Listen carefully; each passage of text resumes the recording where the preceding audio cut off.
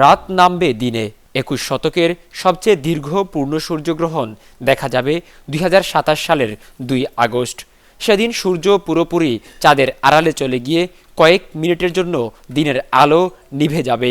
সর্বোচ্চ ৬ মিনিট ২৩ সেকেন্ডের স্থায়ী এই গ্রহণকে শতাব্দীর দীর্ঘতম পূর্ণ সূর্যগ্রহণ বলা হচ্ছে। এই বিরল মহাজাগতিক দৃশ্যের পূর্ণগ্রহণের পথ শুরু হবে মরক্কো ও দক্ষিণ স্পেন থেকে। এরপর আলজেরিয়া, তিউনিসিয়া, লিবিয়া, মিশর, সৌদি আরব হয়ে ইয়েমেন ও সোমালিয়ার উপকূলে গিয়ে শেষ হবে। এসব অঞ্চলে দুপুরের আকাশ হঠাৎ অন্ধকার হয়ে সন্ধ্যার মতো পরিবেশ তৈরি হবে।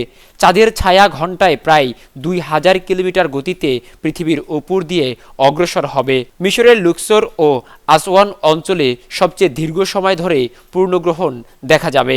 তখন তাপমাত্রা কিছুটা কমে যাবে, পাখিরা নীরব হয়ে পড়বে, চারপাশে নেমে আসবে অস্বাভাবিক স্তব্ধতা। পর্যটন কেন্দ্রগুলোতে বিপুল দর্শনার্থীর সমাগমের আশঙ্কায় আগাম প্রস্তুতি নিচ্ছে স্থানীয় প্রশাসন। জ্যোতির্বিজ্ঞানীদের মতে এই সময়ে চাঁদ থাকবে পৃথিবীর সবচেয়ে কাছের অবস্থানে এবং সূর্য তুলনামূলক দূরে থাকায় চাঁদ আকাশে বড় দেখাবে, ফলে দীর্ঘ সময় সূর্যকে আড়াল করতে পারবে।